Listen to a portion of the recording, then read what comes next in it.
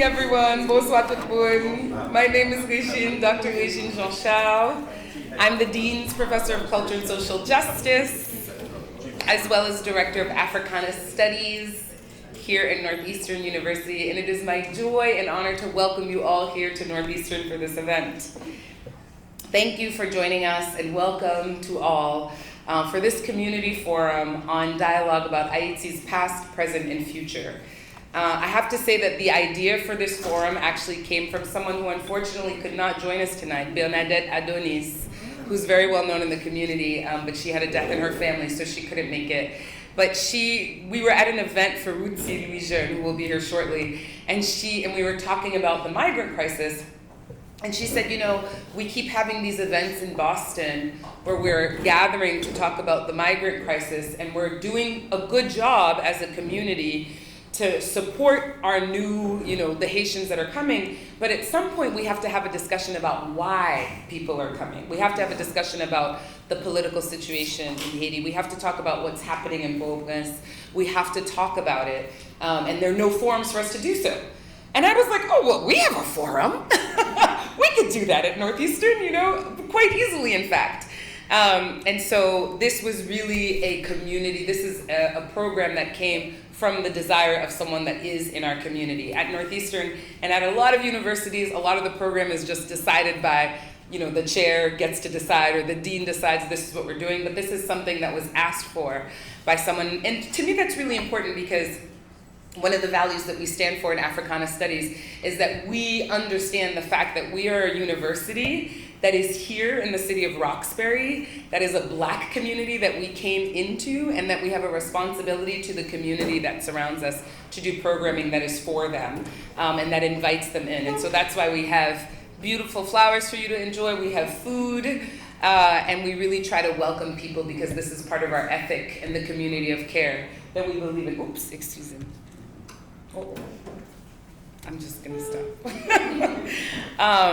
So the phrase, as many of you know, the phrase Ayiti, peri means Haiti will not perish, Haiti will not perish.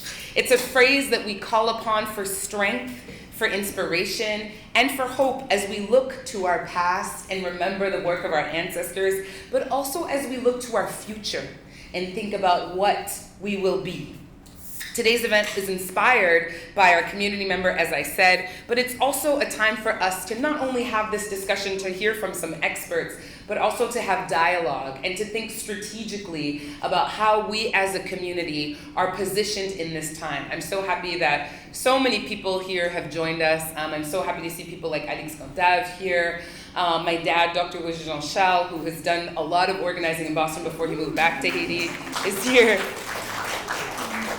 Brian Concannon, who knows this work of putting pressure from a policy perspective, who's with IJDH, right? Institute for Justice and Democracy in Haiti for many years. And so I'm really grateful for all of you that are here today. I'm grateful to our co-sponsors. So as I said, Boston City Council, the Office of Boston City Council President Ruthi Louis-Jeune, who will be here shortly. The John D. O'Brien African American Institute, which is where we are right now. This room is called the Cabral Center, is actually the name of this room, named for Amilcar Cabral, a freedom fighter in the Haitian tradition. I'm also grateful for Haitian Student Unity, our student group. If you all could stand up, we have some members of the EGWID organization here. This is our affinity group, a campus organization for Haitian and Haitian American students. And I'm so proud of these students because they actually, this past year, reinstated the organization, which was one of the first Haitian student organizations in Boston, is my understanding. And then it fell out of status, I guess, for a couple of years. And these students were responsible for bringing it back. So it is my honor to serve as their advisor. When I was in undergrad, ours was called the Dessalines Haitian Student Association, so we were about that life, right? The Dessalines Haitian Student Association at University of Pennsylvania, and we used to organize events like this all the time. So next time, y'all, you're going to be up here, not me. And I want to thank a special word of thanks to Sano's Kitchen. They're in the back. My friends Janelle and Elsie Sanon, who are also members of my village, my community. We have, our sons are actually together in high school.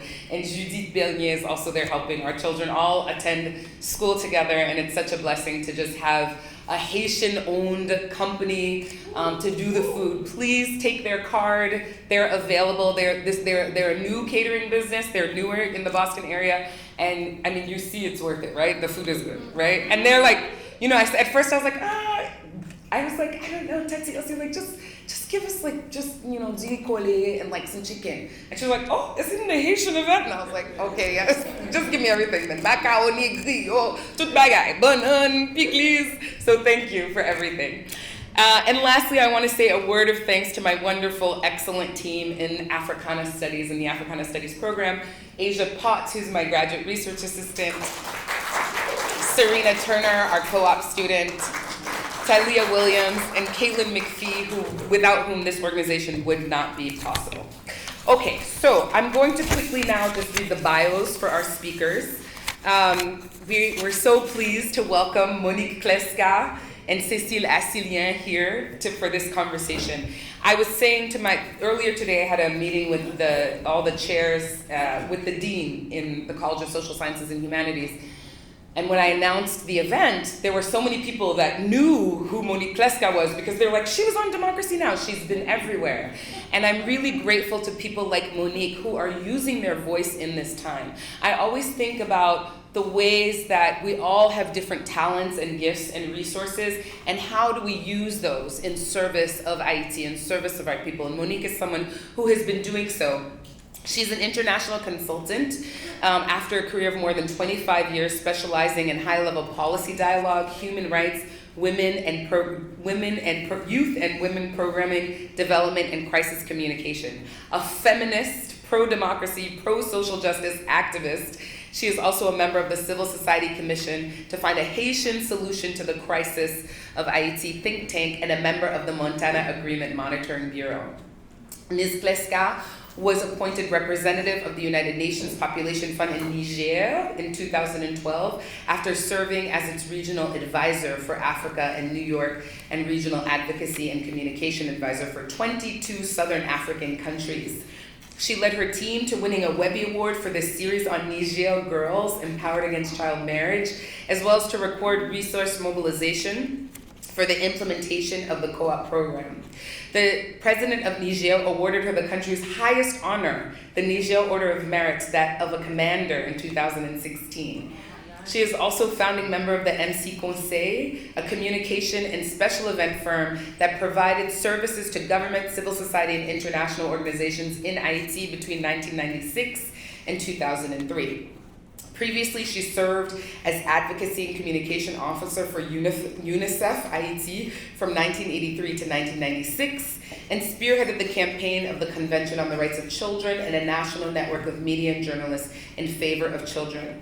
Her writing has appeared in national and international newspapers and magazines, including Foreign Affairs, America's Quarterly, the New York Times, the Miami Herald, Le Nouvelliste, Aibo Post, and the Huffington Post.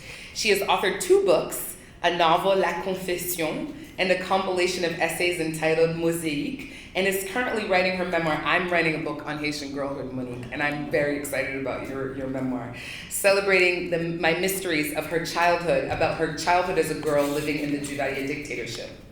She was profiled by the French newspaper L'Humanité and Le Nouvelliste in 2015 and 16. She received a bachelor's degree in philosophy from Howard University and a master's degree in journalism from the Medill School of Journalism at Northwestern, not Northeastern, University. Maybe your honorary degree will come from Northeastern. Thank you so much for being here, Monique.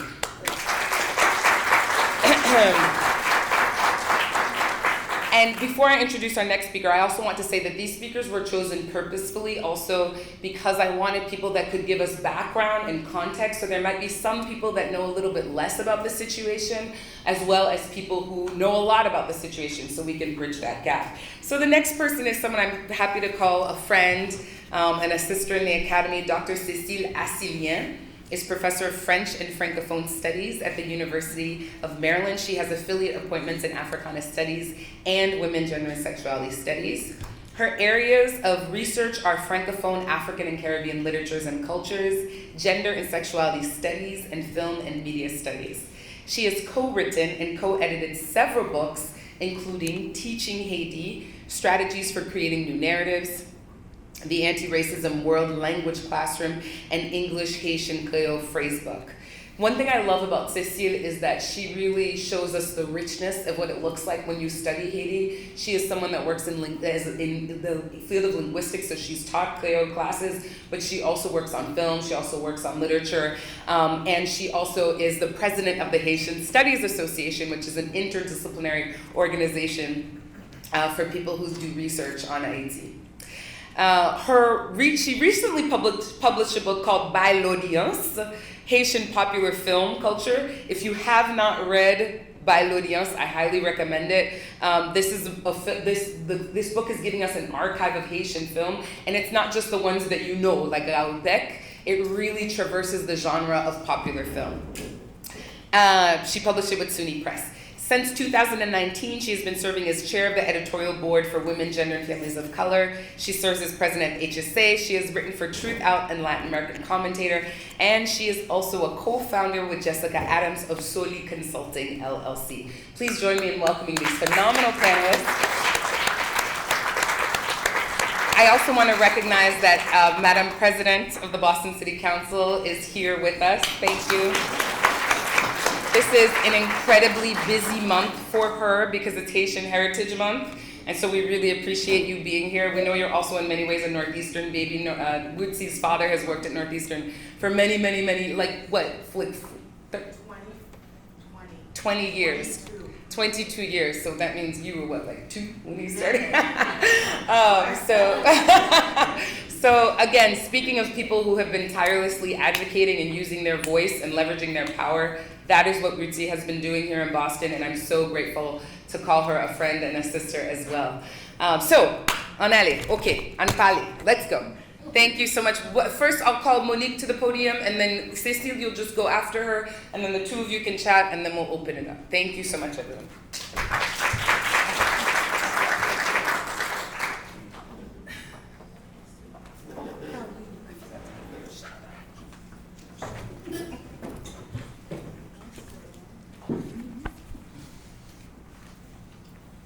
Thank you.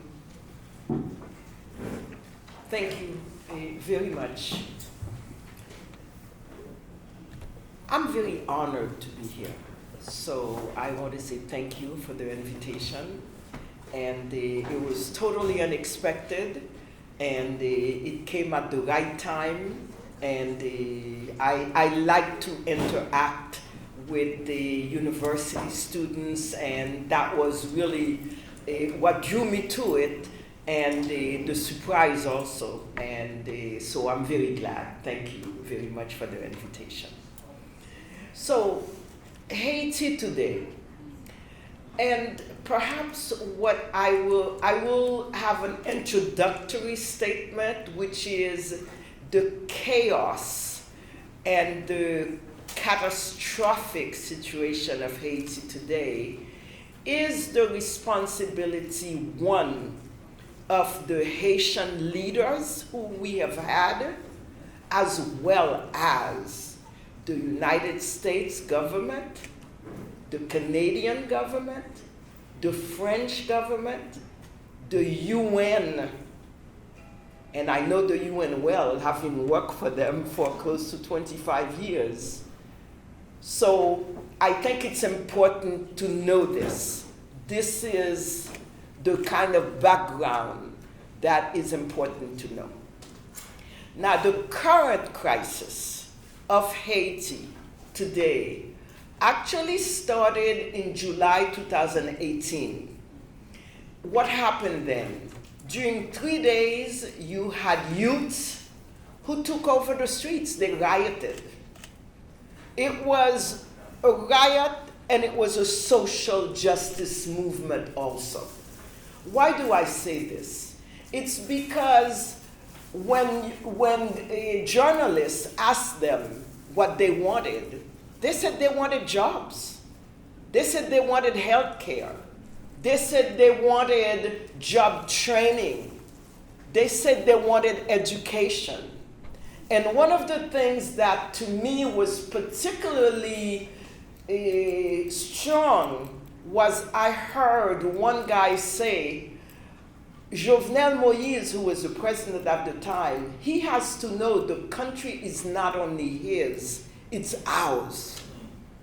And to me, that was a very powerful statement from a youth, because it really meant that, wait a minute, why don't I feel part of this country? Why is it that I must do this to ask? So they burned, that was their language.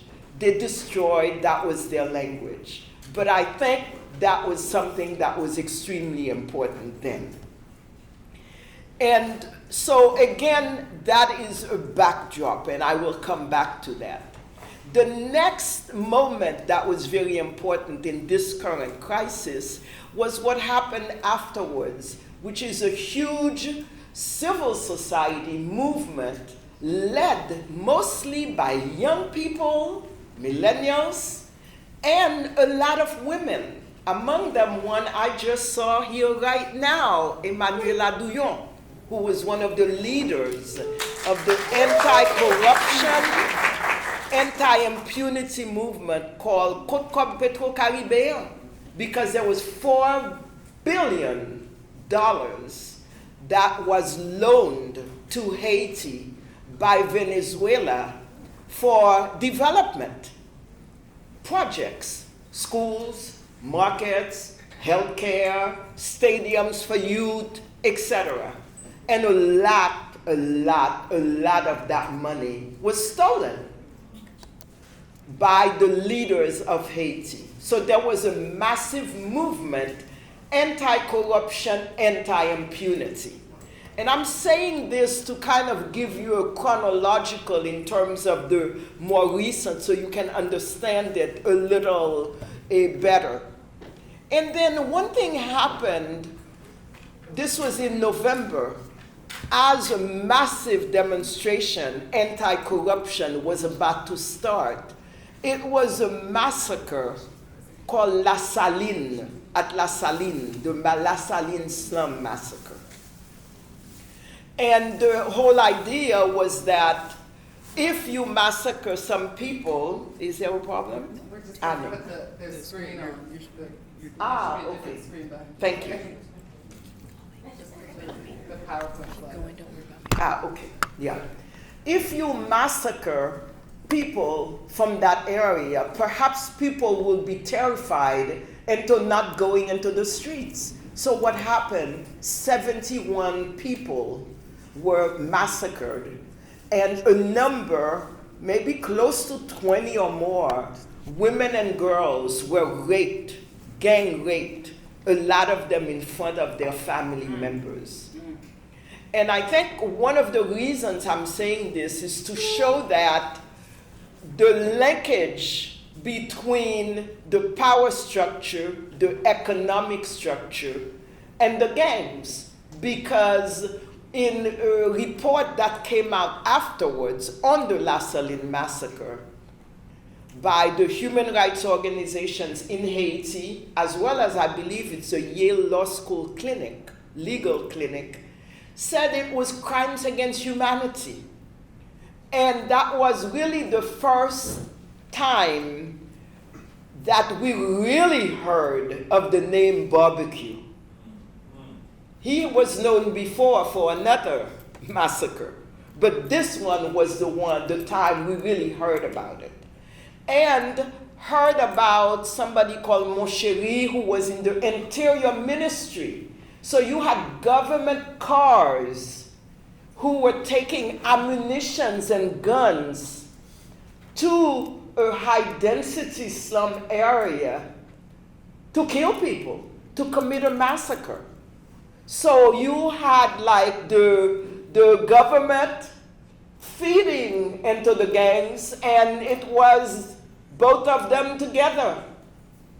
Of course, there have been reports since then showing the linkages between the economic sector and the gangs. We'll come to that maybe afterwards. So 2018 was really the beginning of the current crisis. Why do I say current crisis? It's because basically Haiti has been in crisis since after its independence. Why? Because we worked on the liberty part, but we did not work on the equality part. And I think that is a fundamental element that links it to the youth who were asking for health care, for job training, for education, for jobs. Haiti is one of the most unequal societies. You have people, and it happens, and I'm not saying it to bring about misery, but you do have people sometimes.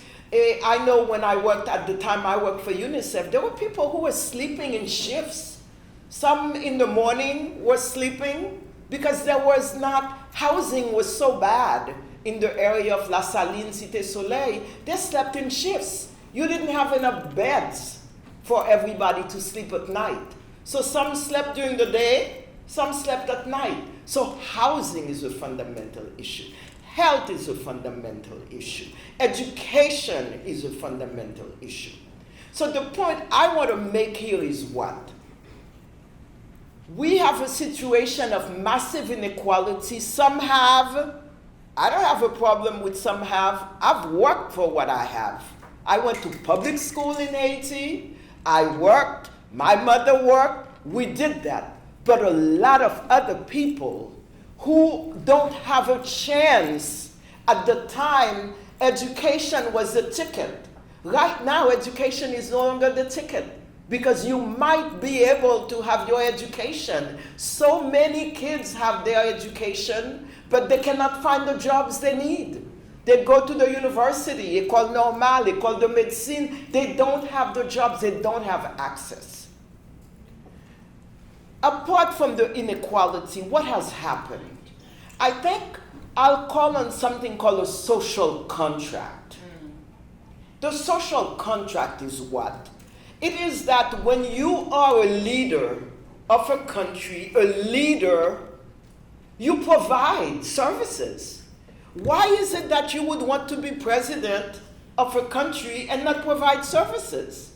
But you have the unique case in Haiti where you have people who are in leadership positions but who do not consider that their primary job is to provide services for their population.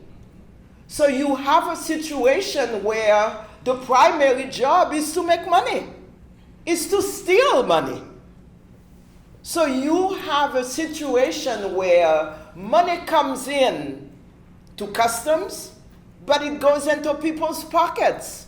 So you can't invest in education. You can't invest in healthcare because the money is going elsewhere in people's pockets. And I think this aspect of social contract is important to understand in terms of Haiti. It is that the leadership of Haiti does not consider that it is responsible for the well-being of the population. It's not part of their DNA. The DNA of the leadership is to steal, is to make money. And I think that is another point that is important in understanding the situation in Haiti today and in understanding why the youths took over the streets to say that, and in understanding why the Petro-Caribe scandal came about, because they saw $4 billion and said, wait a minute, we can build houses. The former president has something like $1 million house on the beach.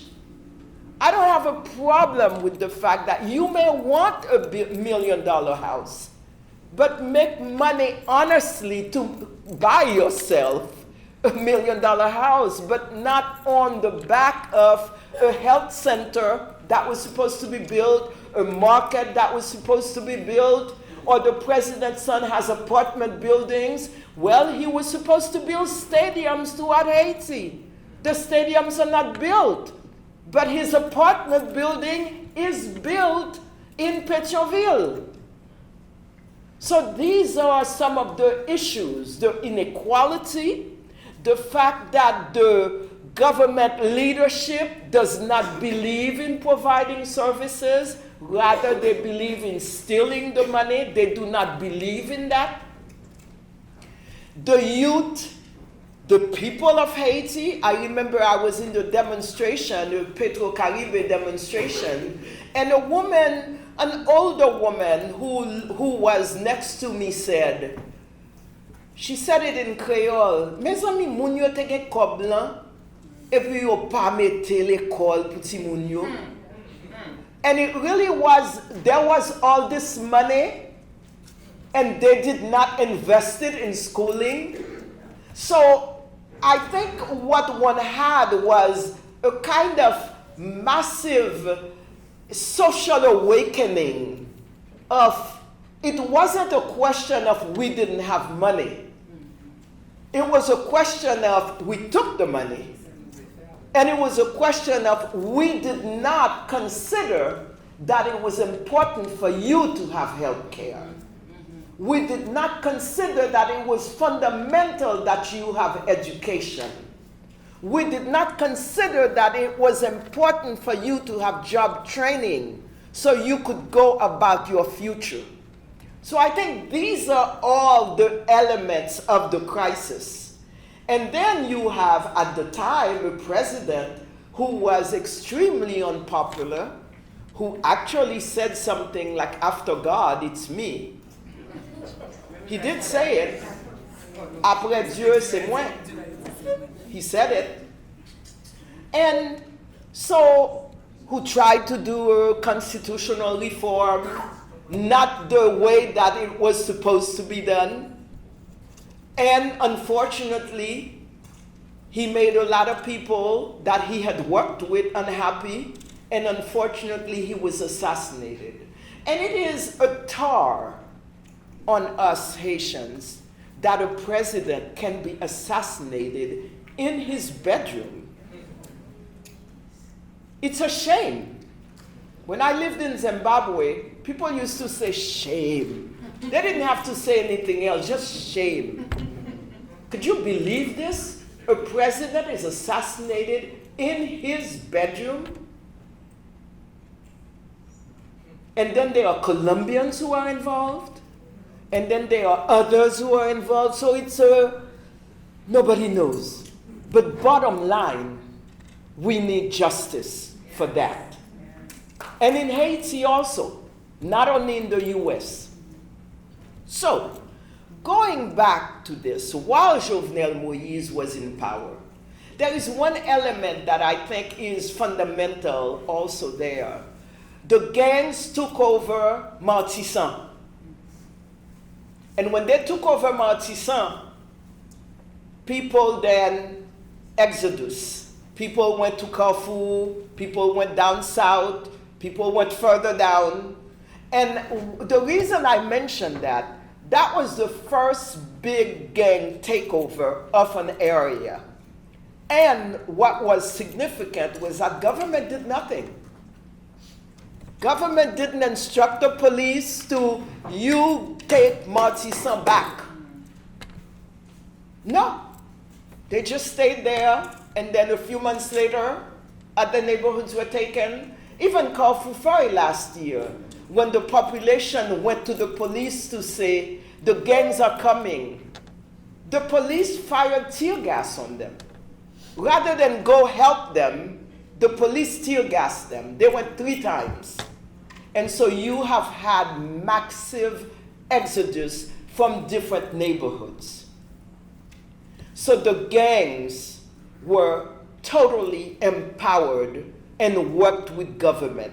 And I think it is not an accident that you see that the sanctions that have been taken against senators, against representatives, deputies, against also big economic leaders, oligarchs, if you call them, millionaires.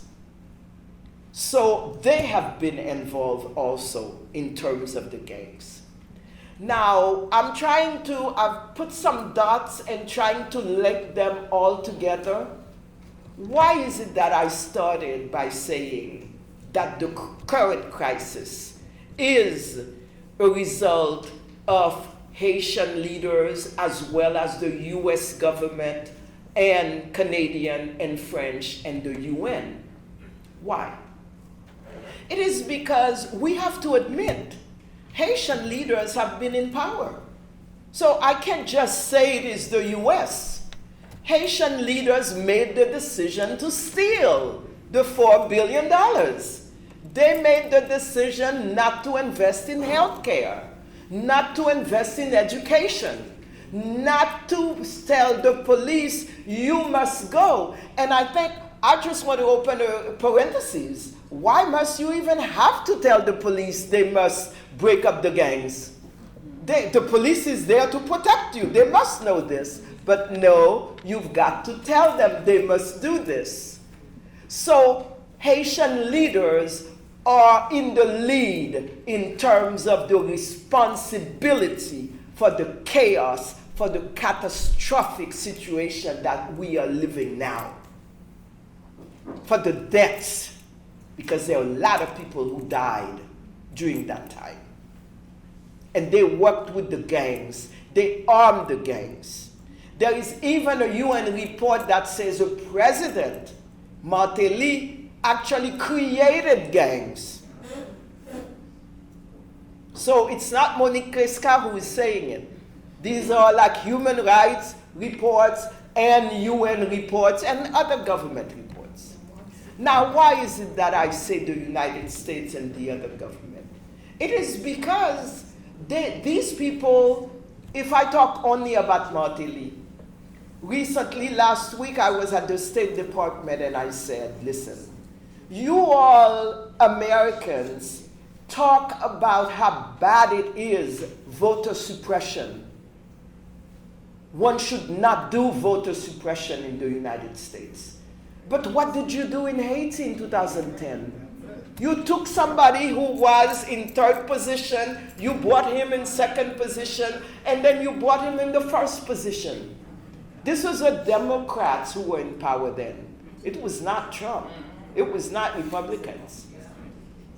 They have supported those leaders who have been corrupt, who have been criminals, and basically it's easy to say it's a mafia state in Haiti, but that's what it is. You have gangs who are in power, and in democracy now, I talked about the gangs with ties, and the gangs who have sandals on and shorts. But the US government has enabled, has created, enabled, empowered, and totally supported a lot of these people who have been in power. If we take the last one, Ariel Henry, for 30 months, Ariel Henry did nothing but take the country downward. 4 years of negative economic growth. People died. People are losing their houses, their money, their businesses. The US, and I remember we said that to the Assistant Secretary of State Nichols, who had said, but we don't pick losers and winners in Haiti. And I said, no, you do pick losers, and you will regret it. Now, they left him high and dry, I think somewhere in Puerto Rico, when he was flying. And so they're with a different horse now. But having said this, I want to tie this all together to say that the inequality, until you deal with it, until it is resolved, whereas the majority of Haitians have access to healthcare, have access to education, have access to jobs, can live in dignity, can have their human rights, the basic human rights respected, you're going to have crisis after crisis after crisis. So this is not an isolated crisis. This is linked to a lot of history. And that will come a little while later. So that is something that is important in terms of the inequality. When you have exclusion, you're going to have that. If I don't have a job, somebody is coming to me with a shiny machine gun and is promising me money. It looks attractive. I'm going to go there. So I think you cannot resolve the gun problem with bringing troops from wherever. You're going to have to deal with it. Thank you. You're going to have to deal with the inequality. What is causing that? So you have to deal with that. Access to those fundamentals is important. Access to health care, access to education, access to job training. These things are extremely important. Now, in terms of the economic, the new leadership in Haiti, people always say, and I hear that when I do interviews, who? Everybody's corrupt. Who? And I'm saying, but this is really weird. Everybody around me is not corrupt. Everybody around me is very dedicated. Everybody around me is working for a better Haiti. Yes, there are corrupt individuals in Haiti. There are corrupt individuals everywhere. Yes, we have a criminal regime that is in power, and people, the social scientists will study that. But we have committed doctors, architects, sociologists, journalists, etc., who are there, who they're scared for their lives, a lot of them. They don't want to speak up. A lot of them are speaking up, though. But we do have Haitians who are ready, who are able, and who are willing to take power not for power's sake and not for money, but to provide services. And I think that is the future of Haiti. It is not in the past, it is the future of Haiti, to move forward with the youth. And I think one data point I want to give is that about 65% of the Haitian population is under 24 years old. Yeah. So you have a very young population. And the formula throughout the world, when you have a very young population, is to invest in health, invest in education, invest in job training, and so that you can prepare the future. Whether you have gold, whether you have diamonds, whether you have petrol, whatever you have. But the Singapores of the world, the only resource they have is their well-prepared population. So it's been shown, you don't need to have the petrol under your earth. What you need to have is a very well-prepared, healthy, educated, and ready population. And that is where the investments need to go. Now, the challenges, you have the criminals in power, and wait a minute, even now when you have the Presidential Council, these are some of the same people who have been in power for 11 years. So we have to be serious. The Presidential Council is not, oh, wonderful, now we can turn the page. No. We have to fight with them every second, every minute, every hour, every day. because I am a specialist in behavior change communication. I know people do not change their behavior overnight. It's not because you are in the presidential council now that you can say, oh, wonderful, I will not steal, I will go for the people. No. So it is a constant struggle, and it has to be a constant struggle for the people in Haiti to keep on asking for their rights, to keep on demanding that their rights be respected, to keep on demanding justice. And I will just open a little parenthesis here. Gang leaders are saying they need amnesty. Amnesty for what? For having killed thousands of people? For having raped 5,000 women in 2023 alone? And that is reported. Think of all the ones that are not reported. Where is the justice? Where is the justice? And then where's the $4 billion?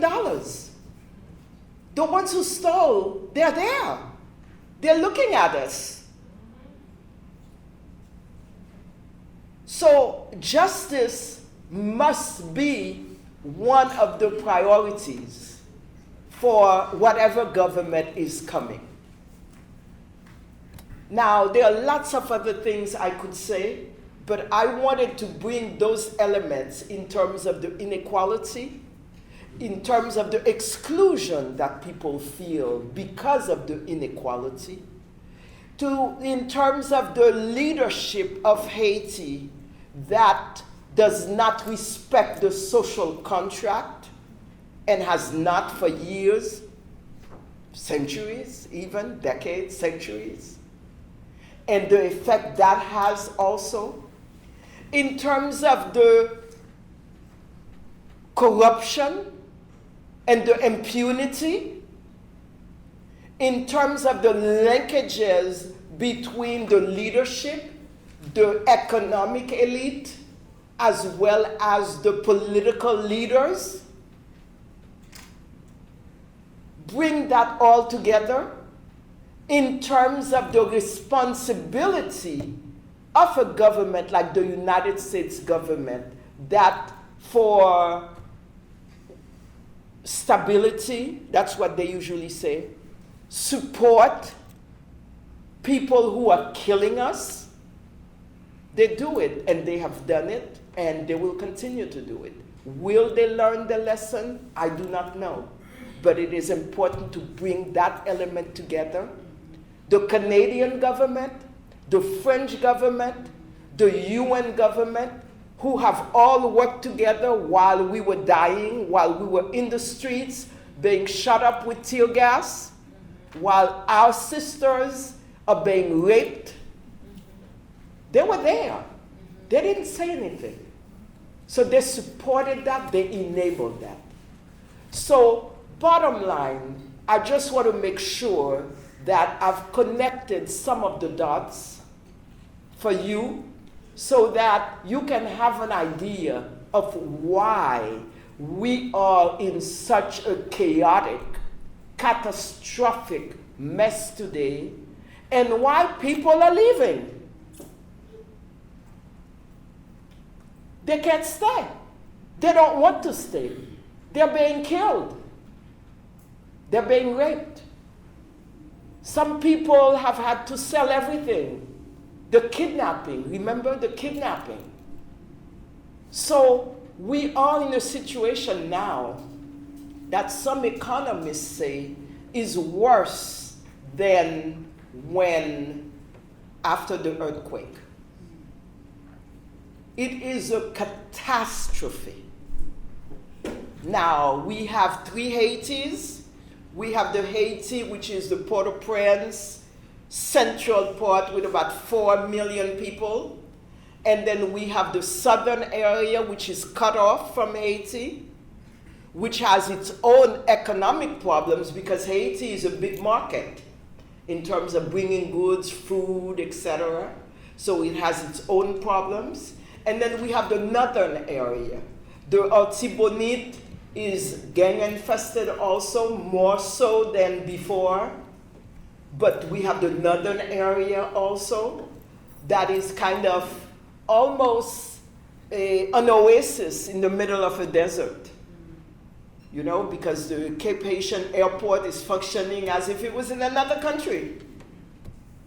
And I know I have a friend from Cape Haitian who used to say that I only come to Port-au-Prince to go to the airport. And once we have our own airport, Cape Haitian can declare its independence from Haiti. And they're very much working on that these days. But bottom line, you have a fractured Haiti.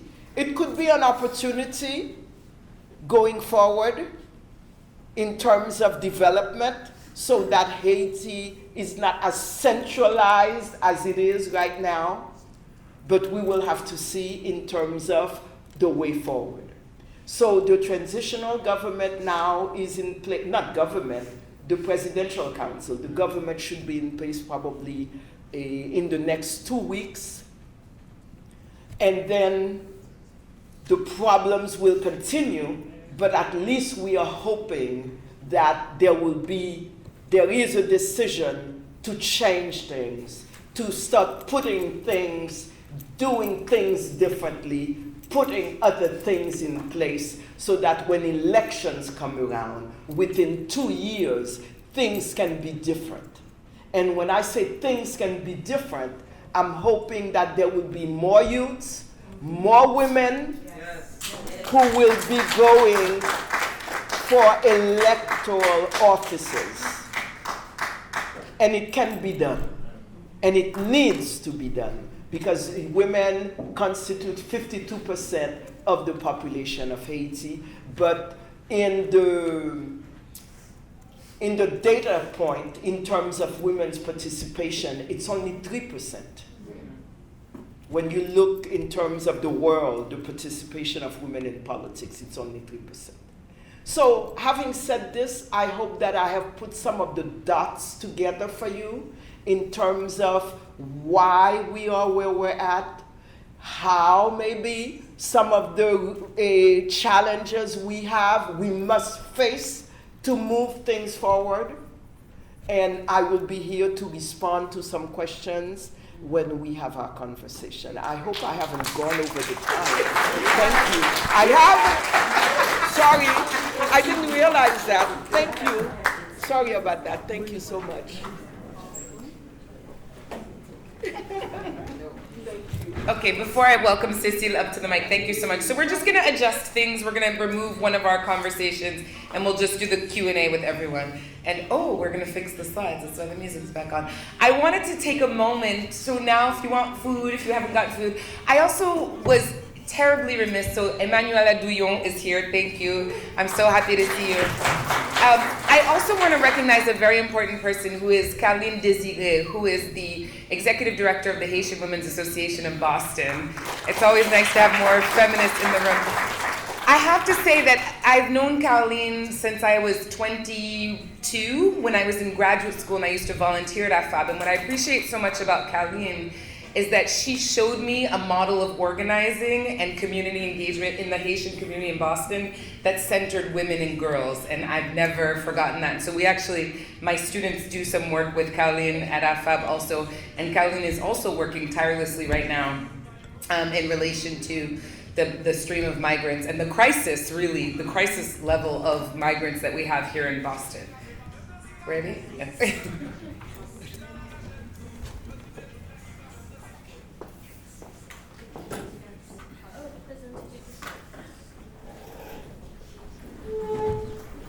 That is not my slide.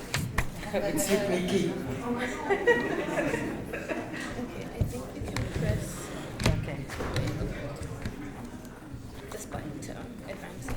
Oh, thank you.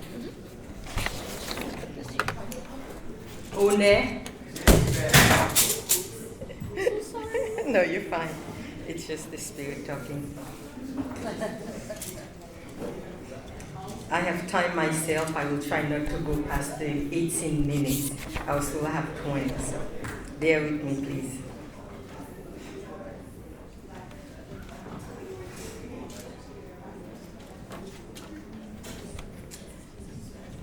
First off, I want to say a big merci en pile and thank you to Dr.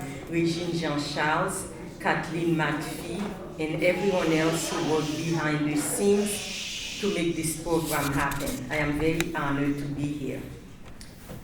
Before I delve into the historical and cultural context of Haiti and what got us to where we are today, I ask that you please indulge me for a few minutes as I talk about grief, because they are connected. I think that collectively, many of us are in a state of grief, and we have to acknowledge that. I also think that some of the grief we are all witnessing these days is connected to our memory and to what we have lost. In her role as permanent delegate representing Haiti, in a very moving speech, Ambassador Dominique Dupuis gave a very moving speech in which he described Port-au-Prince as, and I quote, une capitale qui se transforme en tombeau béant, a capital that is turning into an open grave, end of quote.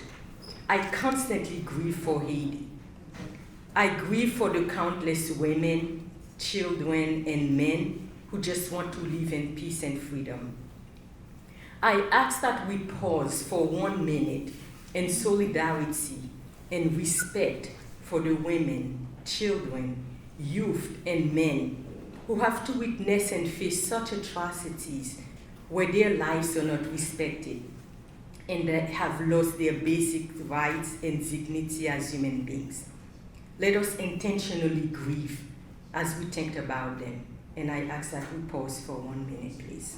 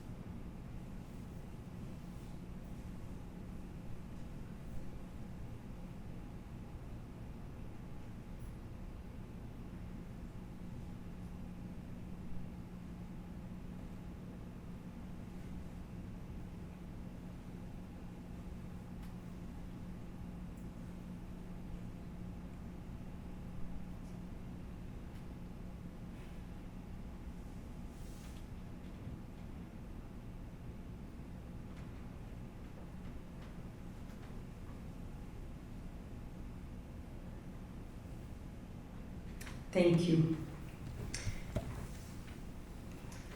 Haiti's current moment is intertwined with its past, as well as the geopolitical and historical roles of France and the United States and Canada and others. These two superpowers and the others, because of their own interests, continuously chant the single narrative of Haiti as being supposedly the quote-unquote poorest nation in the Western Hemisphere. These failures of narration, to use historian Michel Wolfe-Trouillot's term, are continuously being used and repeated and reproduced by the international media, especially in the US, Canada, and France. But they do that not only to represent, but to make Haiti an example of a failed revolution, in spite of the fact that Haiti had the first documented successful slave revolt.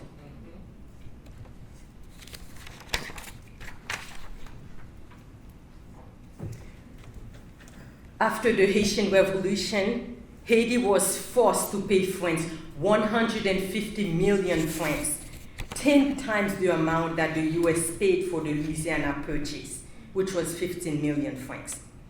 The former colonizers forced the new nation of Haiti to compensate them for the enslaved property. rather than recognizing that people had never been property. And it was the inhumanity of the brutal French masters that required compensation. The document that President Jean-Pierre Boyer signed in July 1825 states, and I quote, "The present inhabitants of the French port of Saint-Domingue shall pay in 5 equal installments the sum of 150,000 francs, destined to indemnify the former colonies," end of quote. The Haitian government had to borrow 30 million francs from France to make the first 2 payments. Imagine what this does to a country. France and the US are both rich in part on the back of countries like Haiti. We should also mention the isolation of Haiti by the Vatican and the US, which did not recognize Haiti's independence until 1862, and then had no formal trade with Haiti. The US at the time was still a slave-owning nation, and as the world's first free black republic, Haiti was both ignored and punished as a site of quote-unquote crisis, as the current phrasing has it. Another event that maintains the single narrative of Haiti being in quote-unquote crisis is the US occupation of Haiti from 1915 to 1934. This was a form of kidnapping, an abduction of Haitian freedom, and the very notion of liberty. The US Marines took $500,000 from the Haitian National Bank in 1914, supposedly for safekeeping, but really to protect US assets and prevent a German invasion. The US has constantly supported repressive regimes in Haiti, ranging from the Duvalier dynasty to the various de facto governments that followed the fall of Baby Doc, Jean-Claude Duvalier, in 1986. President Jean-Bertrand Aristide was forced out of Haiti in 2004 with the help of the US. The UN then had several ongoing and repeated occupations of Haiti that further destabilized the country. After the 2010 earthquake, the UN helped Haiti by bringing the cholera epidemic, which is estimated to have killed over 10,000 people. They destroyed evidence and denied all wrongdoings. These are a few examples of the narratives that we do not often hear. And as a result, today, many people in Haitian civil society feel disenfranchised, unable to express themselves, or feel that they are not being heard. For the past few years, Haiti has gone through several periods of instability, and I won't talk about the protests because Monique Clesca already did a great job of covering that, so I'll just pass on and not mention what has already been mentioned. But what I will say briefly is that the US, France, and other members of the so-called core group that's made up of the United States plus ambassadors from Brazil, Canada, France, Germany, and the European Union, along with representatives from the United Nations and the Organization of American States, all benefit because the unrest allows them to maintain their power and to also show Haiti as an example of a black country unable to govern itself.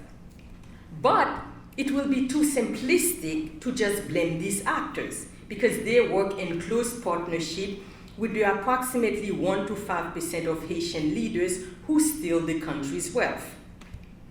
Michel Wolf-Trouillot, whom I mentioned earlier, argues that the distinction between nation and state is the fundamental problem in Haiti, whereby the masses, who are the majority, are not participating in the country as citizens. He notes that the upper class, who are parasites, many of them, continue to benefit economically to the detriment of the everyday people. Haiti's economic regression is directly linked to its political climate and history. There is also the complex issue of decentralization. The capital, Port-au-Prince, versus the rest of the country, as well as class prejudice. All this creates the tension between the state and the nation, that is, the masses and the peasantry, a quote from Trouillot. While many news outlets discuss the current situation in Haiti in terms of crisis, I do not like that term for a variety of reasons.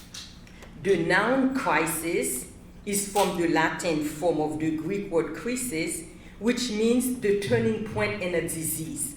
And the implication is that during that period, the disease could get better or worse. How can the situation in Haiti possibly get worse? Rather, I prefer to refer to the situation as a calamity, a disastrous event that is marked by great loss and lasting distress and suffering. We cannot, in good conscience, talk about this calamity without contextualizing it. It did not start in 2024, 2020, 2018, or even 2020, or even 2010. The long journey that led to this current calamity started with colonialism and continued in various forms of greed, corruption, colorism, gender inequity, gender-based violence, class and capitalism, to name but a few issues. This calamity is caused by the 4 to 5% elite, political and non-political, who are parasites and continue to sell Haiti piece by piece to the US, France, Canada, and other members of the so-called core group. This calamity is a result of the lack of infrastructures at various levels. As an educator, I would highlight the lack of infrastructure in the education sector. Schools are being burned currently. Archives and other patrimony are being destroyed. When you don't have schools, how can you tell these kids that they belong, that they are citizens of a country when there is no real infrastructure in place to take care of their basic needs and fundamental rights? The linguistic human rights of the majority of Haitians living in Haiti is being violated as they are not being educated in their native language, which is Haitian Creole. And this leads to issues including self-repression, self-rejection, and self-silencing. This calamity is caused by a lack of decentralization. There is too much centralization in Port-au-Prince. As a result, the country is crippled when Port-au-Prince is crippled. People forget that there are ports that can be rehabilitated and upgraded. For instance, Cap-Haïtien serves only about 10% of the population. Why not consider port infrastructures in Les Cayes, Port-de-Paix, Miragouane, etc.? This calamity is caused by the arms trafficking that is unregulated, and by those Haitians and non-Haitians who are inundating Haiti with arms to serve their own interests to the detriment of the people. This is by design. I often remind people that Haiti does not produce arms. Where are the arms coming from? Primarily the US of A. This is, of course, connected to the issue of gangs and gang violence.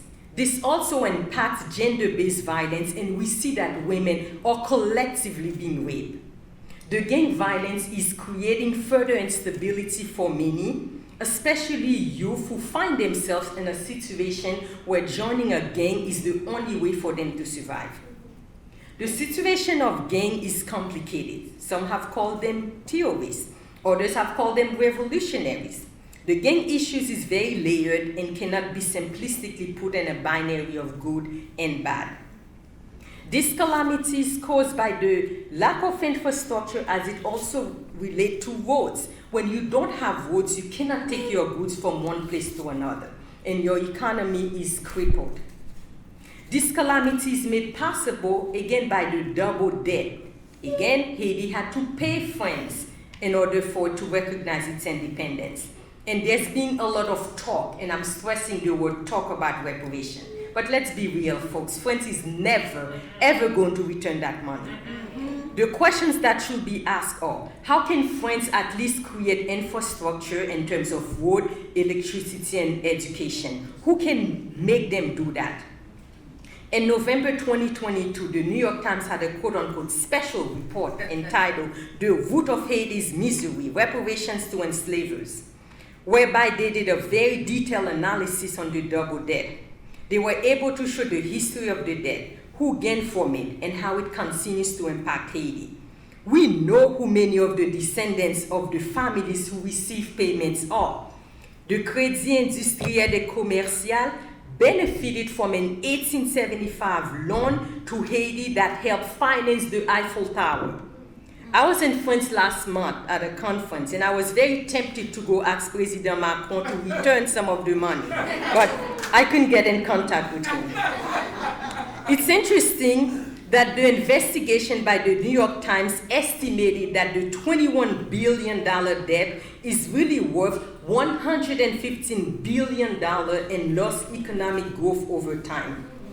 As an aside, I find it very ironic that Haitians had been saying what the New York Times said in 2022 for over 2 centuries, and very few people really pay attention to us.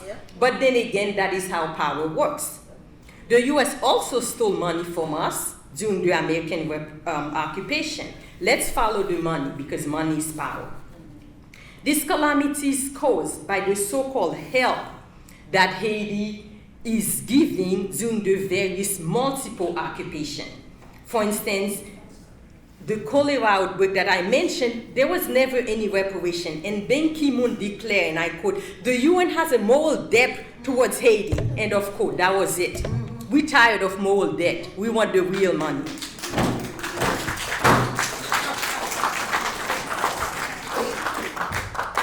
The calamity is seen in the brain drain. Through the Biden humanitarian parole program, Haiti has lost countless number of people who have been pushed out. More than 1,000 police officers have left the country, according to a UN report. This is not a criticism. I live in the US and have no right to criticize anyone who is trying to survive and run against gang violence and wants to live like a decent human being and have their basic needs met.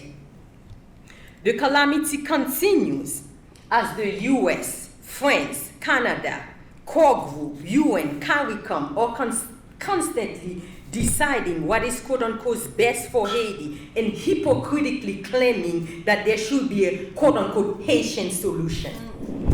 Yet, all these actors have been supporting a weak Haitian state that is unable and unwilling to protect its citizens for years. How can there be a Haitian solution when Haitians are not at the table or only a few Haitians are there? Over the last few weeks, there has been a lot of talk around the Transitional Presidential Council created by CARICOM, the US, Canada, France, core group, etc., and other players, whose objective is, quote-unquote, to establish priorities, to provide constitutional and institutional reforms and elections, and oversee agreements on international security assistance, including on the dispatch of the UN-backed mission, end of quote. And this makes me think of the joke that when politicians want vote, they speak in Creole. When they want to steal money, they speak in French. So I imagine when this is translated in French, whenever they start saying, de la conjoncture dans lequel on se trouve. Once they use terms like conjoncture, you know they're lying and just stealing. So this language makes me think of that. Like many of you, I was beyond appalled when I saw that the council did not contain any woman who could vote. What a slap in the face to the thousands of women who have found over the course of Haitian history who continue to constantly fight, including those who literally and figuratively give life to these male decision makers. Until there is real gender equity and parity, Haiti cannot have true and sustainable development. But, as the Haitian Creole proverb says, there are mon. Behind the mountains are more mountains. I want to remind each of us here today that we are witnesses to the situation that is happening in Haiti, and we have the power to challenge the simplistic narrative of Haiti as a failed state. In her recent New Yorker article titled "The Haiti That Still Dreams," Edwidge Dantica reminds us that 1, Haiti is not Port-au-Prince. 2, Art allows us to dream. And 3, we must continue to have hope. I'm from the Central Plateau in Haiti, and I have a piece of land, and I dream of one day opening a library and media center where young people can go to dream, to reading books and watching films. If we want to be in solidarity with folks in Haiti and other spaces where they are being treated as less than humans as a result of greed, colonialism, racism, and capitalism, we have a duty to speak out against these injustices. We have a duty to remember, to question, and to prove further than the simplistic narrative that the biased Western media gives us. Ayiti peri, Ayiti.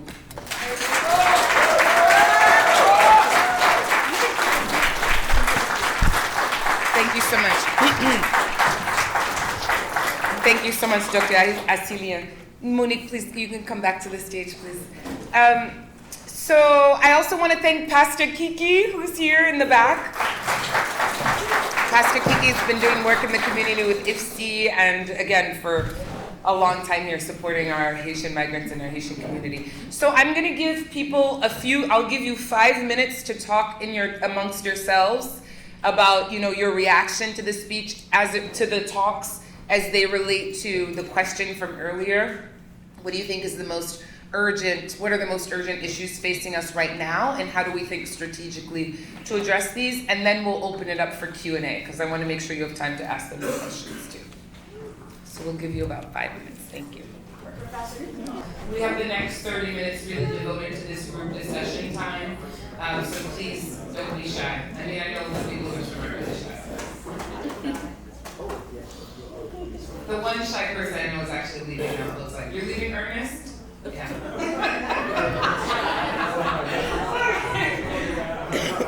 Okay, so please, we'll pass the mic around. That's my brother.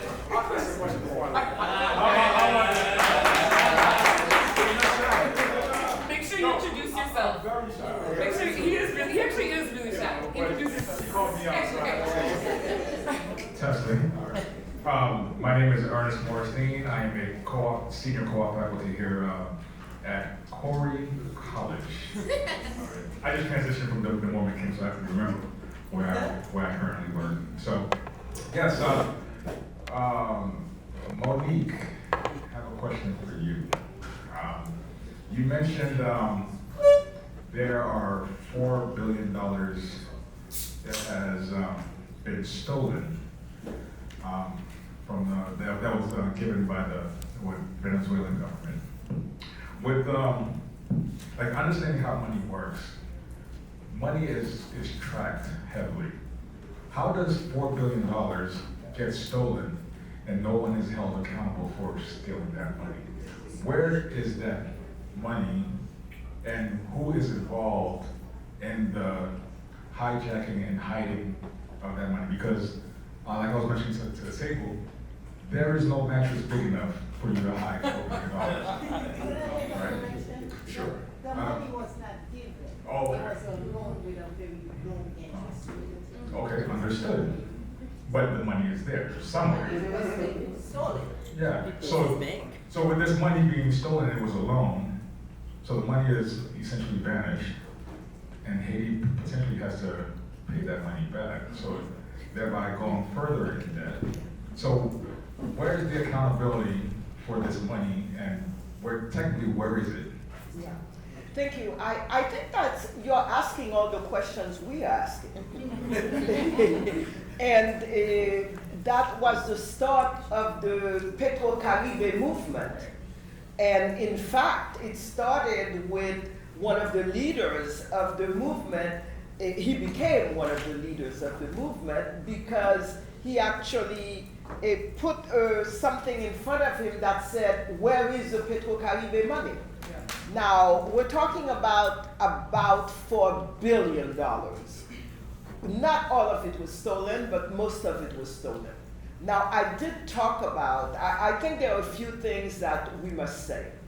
One of them is that one of the big points of the movement, I think, the Petro-Caribe movement, apart from the fact that it was led by millennials like Emanuela and the women also, but they got people throughout Haiti involved by asking them to do audits, meaning there was something that was supposed to be done, built, constructed in your village, in your town.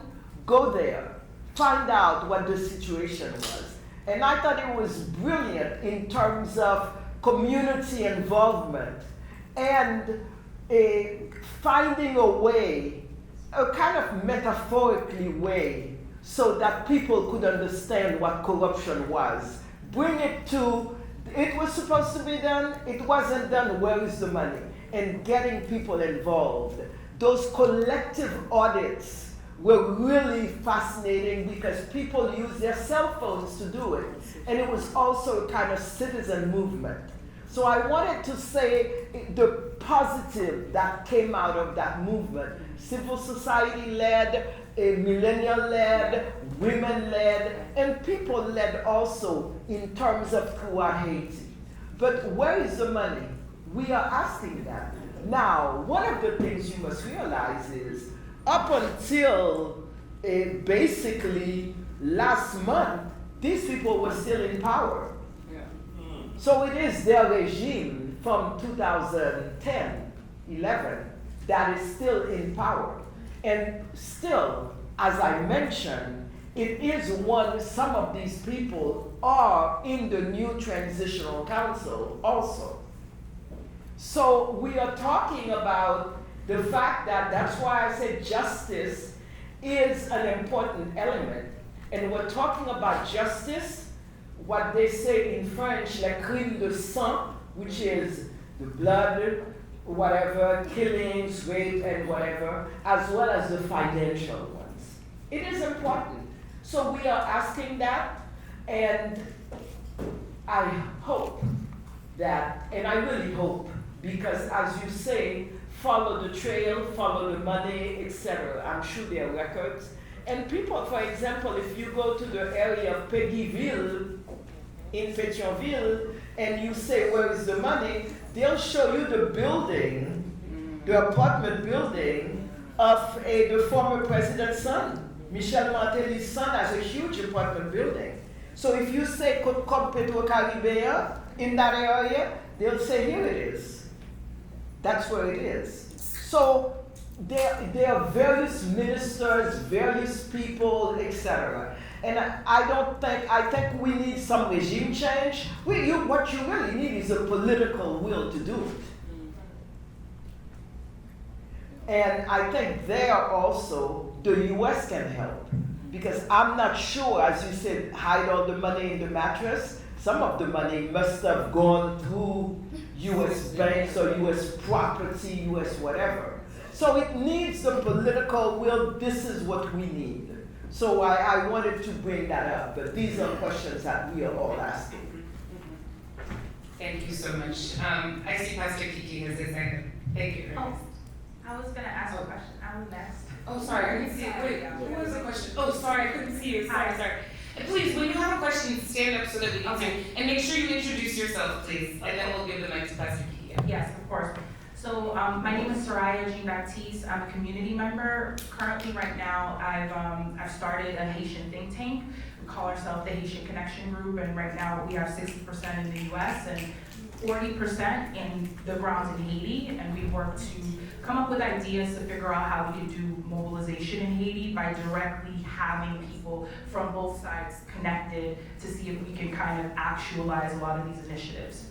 So right now we're in the infancy stage. We have about 75 members, and we hope to keep growing. All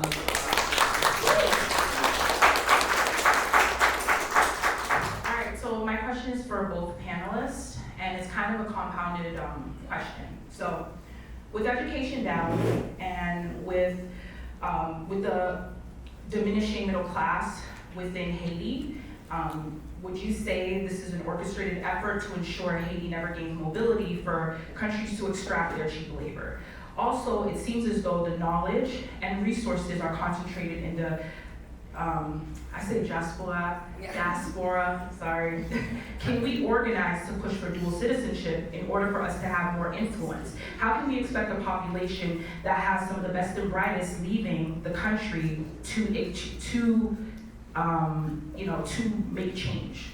They don't have the resources, they don't have the mobility. Should we be pushing to have dual citizenship so people like us that have the resources, that have the education, could push forth and introduce new ideas, as well as be the competition for the oligarchy?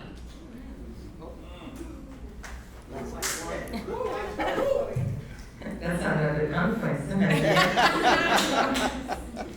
I mean, I'm always mindful, my perspective as a diaspora, to be careful.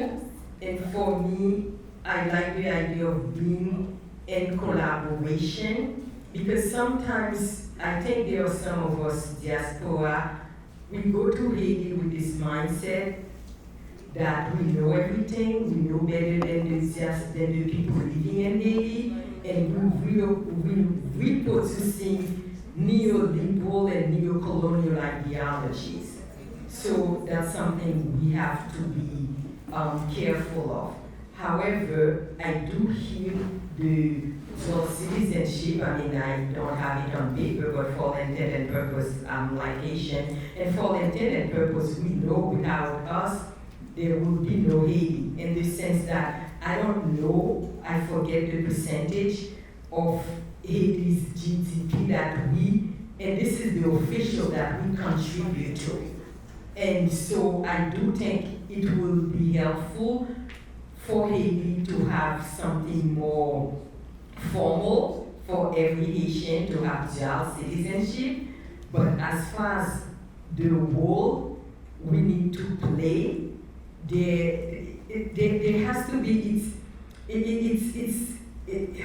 it's a complicated and thin line that we have to also be respectful, because you do have people in the diaspora who go with, I know everything, I'm ready to change Haiti, or when the government changed, they move back to Haiti for 5 minutes. And so, yeah, and so we have to have these conversations. And I think part of it for me, I always have my educator hat on, is, and I commend you for the type of work that you are doing. How can we work together, side by side, collaboratively with other folks from the diaspora? And I love seeing what Haitians and Haiti, especially the young people, they have access to social media the same way we have it here. I mean, they have less electricity and have to deal with it. So sometimes I think we take for granted, we don't understand the knowledge that they have. To come back to the Côte Copie to Caribbean, it was filmmakers who got the movement out. There were people like Jessica Geneus who started it. So we also have to think working together. And I do think behind so much of what is happening in Haiti, there is a deliberate neo-colonial ideology to take over Haiti. And let's face it, there's a reason why the US is constantly interested in Haiti.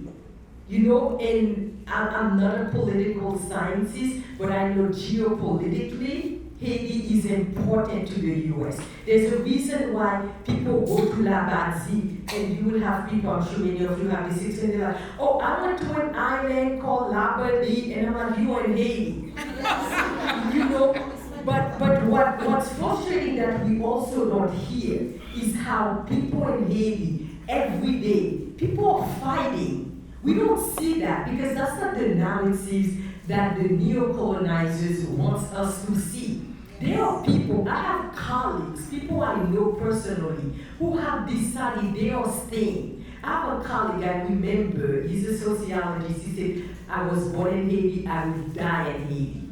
So we don't talk about this narrative, that there are people in Haiti who want a better Haiti, and who are working, who are giving their lives every day to have a better Haiti. So I think, to me, it's that balance, working collaboratively. Thank you. If I may add, may add a couple of things. Well, first of all, I'm very impressed because when I was your age, I didn't even know what a think tank was. So I'm very impressed with that. And secondly, try to get Emmanuela Douillon's number because she also started a think tank. And it really is about creating public policy. So I think that is important. And in terms of this aspect of people who are fighting, Emanuela is in Boston because she was fighting on the ground and her life was threatened. So she had to flee Haiti to be alive, and she's with us today.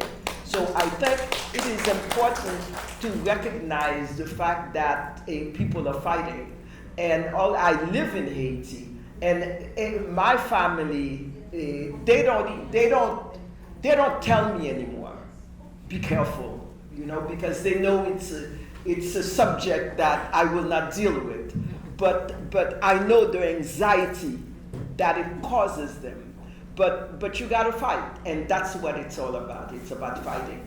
And I didn't talk about the Montana Accord, and I'm hoping somebody will ask and I will talk about that. Because I think it's an important story to tell. But in the process of creating the Montana Accord, we spent about 5 months listening really to political parties, different organizations in Haiti, whether it's grassroots, popular organizations, and etc. But we also had a lot of conversations with the diaspora. And what came about was a lot of what you're saying, which is not we're ready to come, we're going to come and take your place, we're going to do this, but what is it that you on the ground need and we can provide? That was the first thing. And secondly, this idea of the diaspora that we want to go to the beach, we want to bring our grandchildren, we want to retire in Haiti.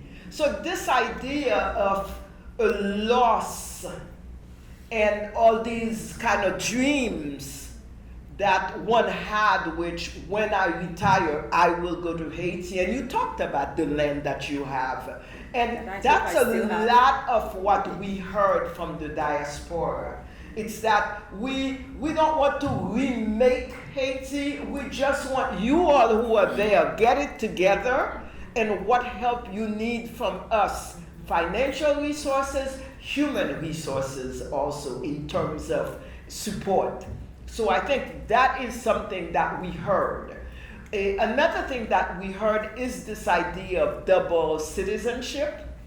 And it is something that is possible. I think one thing that will have to be done is there is not a diaspora. There are so many diasporas of Haitians throughout, some who are Democratic, some who are Republican, some who are left, right, whatever. So the point I'm making is I think there has to be, if the diaspora can get together at least on that aspect and make it something that, this part we want and we will fight for it no matter what the others think, what we may think of this, that, or another. This dual citizenship is important. That is one area. The other thing is the possibility of actually voting in the United States. And some countries do it, even small countries like Botswana in Southern Africa. They go to the embassy and the consulate, and they manage to vote in elections. So we have to get that right, the system right. So there are possibilities. That's what I wanted to say. Thank you.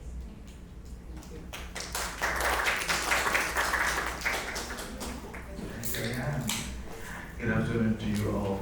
Thank you for having me. Thank you, Dr. Jean-Charles. Thank you, Dr. Jean-Charles. My name is Dr. Jufo Fleurissin, bringing you greetings from Dr. Gabo, who would like to be here working with the migrants. It's every day something else comes in.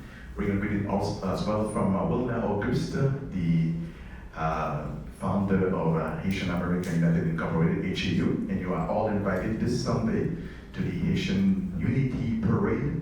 Our team this year is standing strongly with the Haitian community, that's what it is. So my question will go directly to you, Monique. By March, we had a meeting. I'm also representing the 5th In Action International Way Forward Haiti. I'm the executive committee for Boston.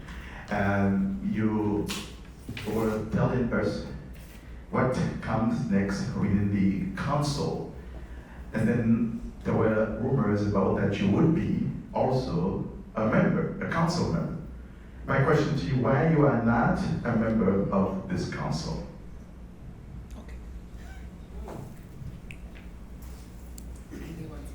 Thank you. Well, this is news to me.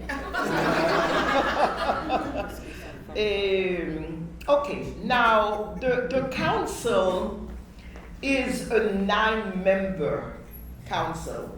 And I think it's important maybe to back up a little bit.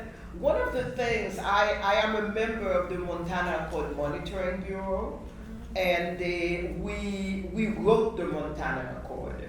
And it's been 3 years that we've been fighting with the Montana Accord as a kind of, this is a solid document that we want. Now, one of the first acts that we did with the Montana Accord was elect a president and a prime minister.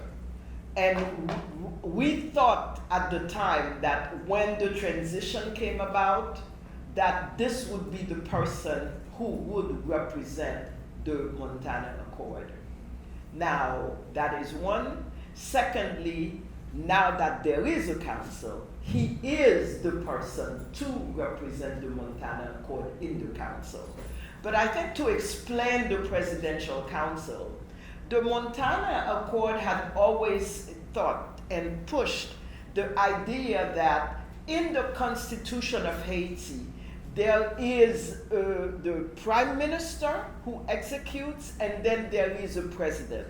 So it is what they call the bicéphale. You have the president and you have the prime minister. With the death of the president, one, and secondly, with the fact that you don't have elections, we actually went towards the idea of a group of people who would be considered as the presidency. So the presidential council has 9 people in it, 7 with voting power, 2 who do not vote, but nobody is a president. All of them together constitute the presidency. And I think it is funny, it is complicated, it is difficult. It gets even more difficult when you're part of the council with the people who got you to the situation where you are now. But having said this, and I make a comparison not because I like it, but because I think it is essential to make now. In looking at the past, one of the big mistakes that a lot of people think was made in the 1987 Constitution was the Article 291, Makut Paladin, which came from the heart, came from the justice agenda, came from everything that we all suffered from the Duvalier regime. But in retrospect, a lot of people say that somewhere along the line, it created an exclusion where people felt that they weren't part of the solution. Whether that's true or not, I don't necessarily agree, but I wanted to bring that there. And one of the things that we have realized at least in the last 3 years, in terms of talking to everyone. somewhere along the line, if we do not find a way to at least rule together, they will, it is the thing when they say in Creole, s'il pa kachita sou table, la krase table. So if you can't sit at the table with everyone, he'll break the table, so nobody will sit at the table. So we are kind of in a situation like this in Haiti today. Now, it is not the ideal situation. It is not the situation we wanted. The Montana Accord had proposed like 5 people in the presidential council, but it's a long story as to why we are where we are now today. But bottom line, I was never to be part of the presidential council. It is not part of my ambition. It is not my place. It wasn't part of the game. It wasn't, it had, no. No. Fritz Jean was the designated person with the Montana Accord, okay? And bottom line also, can you imagine working with these people? No. I mean, they are adversaries. They are not our enemies. But every day, you're thinking, wait a minute, you're the one who got us here. You're the one who caused all this killing, all these rapes, all these kidnappings. You're the ones working with the gangs. But today in Haiti now, if you don't work with them to try to find a way out for everyone, I don't know what it's going to give. I don't know. I'm not hopeful. I'm realistic. I don't know that it's going to work. But we've got to try it. This is not the ideal situation. That's not what any of us wanted. I see 2 questions. I am Dr. Roger Jean-Charles, the father of the other Jean-Charles here. That reminds me almost a few years ago, maybe 20 years or so, no, maybe 15 years ago. Although I am a class 1975 Harvard Fellow at Boston City Hospital, there was a conference at Harvard University. Then the other Jean-Charles here was there. The only way they could recognize me by being the father of the other Jean-Charles. You believe that? All right. So I think she has more success than I had. As it should be. Congratulations to Haiti. Now, my question is for Dr. Accilien. There is one subject which is a serious actuality nowadays. It's reparation for slavery or compensation for slavery. Then be it at Harvard University or Georgetown University or in California, reparation for slavery, etc. But the University of the UEH, which is the State University of Haiti, has recently created a commission to analyze and review that situation and the so-called double debt, which is like the debt of independence and also the reparation for slavery. I know you're the president of the Haitian Studies Association. I was wondering to what extent we could see some cooperation between the Haitian Studies Association and the University of Haiti working on those 2 subjects. Yeah, thank you for this question. I mean, this is something that's very complicated, right? I mean, as scholars, we have conversation and there are historians. I'm thinking of people like Marlene Doe, who has written a lot about that. But I think what we need some lawyers. And we need people in Haiti, back to the lack of leadership that Monique Clesca mentioned, to sue France. You know, we need something formal, because I think as intellectuals we have conversations, but the practicality would be really to go to the highest level and say officially we are suing France, because we know the families who benefited. We know where they are, and have like serious conversations.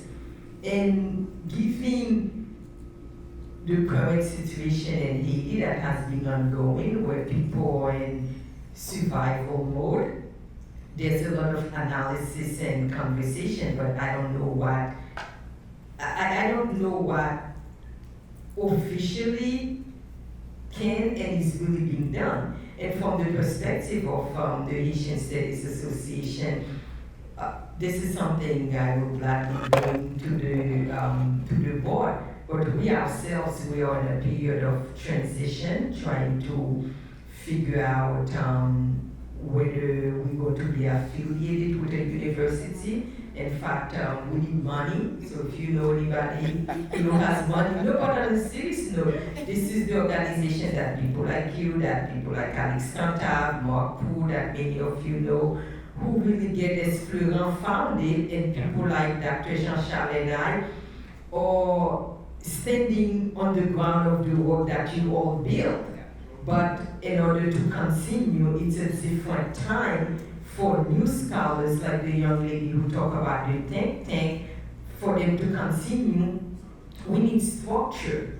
And giving the attacks on DEI, and I mean, we recently, we were in conversation with FIU about trying to have Haitian studies as a home there. That did not work. So all this is to say, we are not saying this is not something important, but there are so many other things, and I think many of us, it's a matter of capacity. As someone who's a literary and cultural studies scholar, personally, I wouldn't know where to start, but I'm sure the organization will be more than happy if we get some, the future law students to take this on and work with you. So we need structures, and for that we need money, real money. So get out your checkbooks, not the students. If I may add something to this conversation, not on the side of the Haitian studies, but last month I participated in a delegation in the third forum of Afro-descendant people that was held in Geneva. And we had a set of recommendations. And part of the recommendations were about pushing for reparations. And there were different elements in terms of pushing for this. And we got quite a lot of media attention. And I think the battle is on three fronts. The battle is on the media front, the battle is diplomatic, and the battle is political. I think you need to have a government in Haiti that has the political will to talk to France and the United States about this. You cannot just, it's good to talk about it, to bring it up. And we did.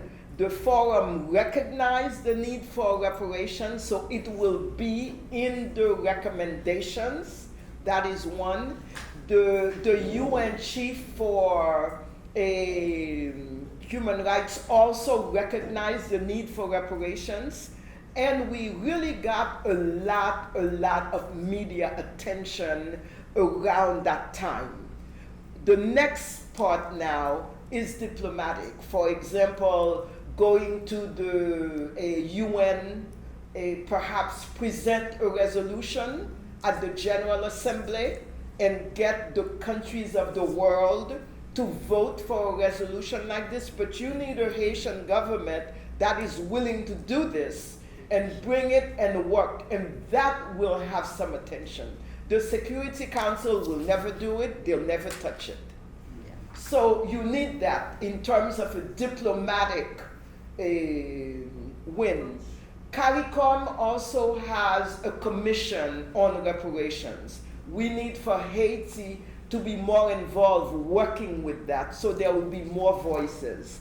Also the African Union, that also can be a battle that can be fought with the African Union there. The European Union also has considered some of that, so there needs to be a diplomatic battle and then the political battle will come forward. So I think there can be legal also, as you say, but I think right now we're looking at it more in terms of that. There is a critical mass of Haitians in Europe, in Haiti, and I think in the United States who are willing perhaps to group around that. I heard about the commission. We've been working on that. Also, there are quite a lot of people in Haiti who are very serious, who are working on that, who have serious documents. There is not only Marlène Dot, but there is also Gusty Gaillard, and the New York Times use most of her research, unfortunately, without giving her the credit she merited, but a lot of it is her work. So I just wanted to say that I think there is a little momentum. We need to push it more, but we need to have the political will to move it forward into the diplomatic and the political battle so we can work on it.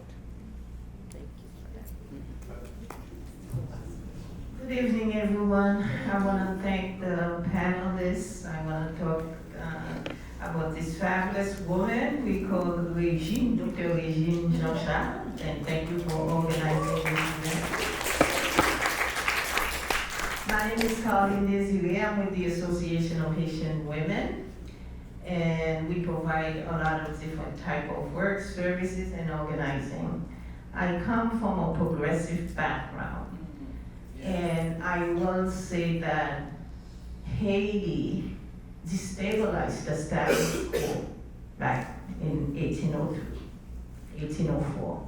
And quickly, you saw how it was addressed. Today, you have the core groups again at the helm. You have the US investing, I think it's $300 million to bring the Kenyans to Haiti. And it's mind-boggling. How are we going to think the US will save us after the history of exploitation, corruption, and putting in place puppets after puppets as government? So why do I say this? I say the need for organizing in the Haitian community in the Boston area is critically important. The need for us to organize nationwide in the US is important, and the need for us to organize with Haiti is important. Now, we belong to a lot of different groups, you know, the group by Mira here, it's not organizing work. But they do some wonderful work in terms of getting people to vote. Now, there's the Haitian Alliance, there are so many different groups we belong to, but still we have not heard what we were hoping to hear. There must be some action in Haiti. There's no government in the past, I don't know how many decades, who would stand up to the United States. They are even fearful of the US. They won't even take any action without the approval of the US government. So my question is, seriously. How do we organize with Haiti to get out of this mess and reclaim our independence?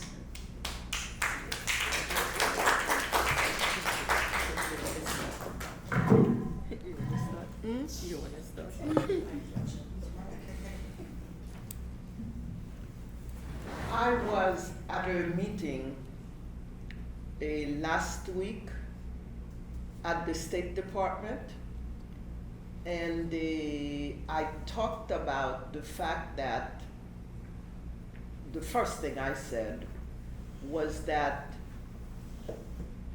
one of the things that this crisis has shown us is the failure of US policy in Haiti. It has failed royally. France, Canada, etc. But this was the State Department, so I said the US has failed in Haiti. It is obvious. That is the first thing. And the second thing I said is that what are the lessons that the US is willing to learn? And what are the lessons that we are willing to learn also? And I think that is something that is important. But one of the lessons that I think we, at least at the Montana Accord that I'm part of, is that we have been saying we need a kind of a new deal, a new kind of partnership. We can keep on saying we want a new kind of partnership, but partnership is a two-way thing. But I said it. And we want a new deal, we want a new partnership with respect, with all of that. And I got the impression that I was heard. Did it make any difference? I don't know. But what I thought was interesting, as I was saying, we are a sovereign country. There is somebody who spoke up and said, I agree with Monique, a Haitian American. I agree with Monique on all the points except that Haiti is not a sovereign country. Haiti has been a dependent country, as you are saying. Now, how do we get out of it? That's what we're trying to do. But, when you have leadership when you have leaders who follow, because we've been trying for 3 years to understand why is it that the US was supporting Ayiti? We couldn't understand all this killing, all this kidnapping, negative growth. Why? And we thought perhaps it was because he said yes to sending migrants back to Haiti. That is shameful. But why is it that a Haitian leader would say, yes, you can send the migrants?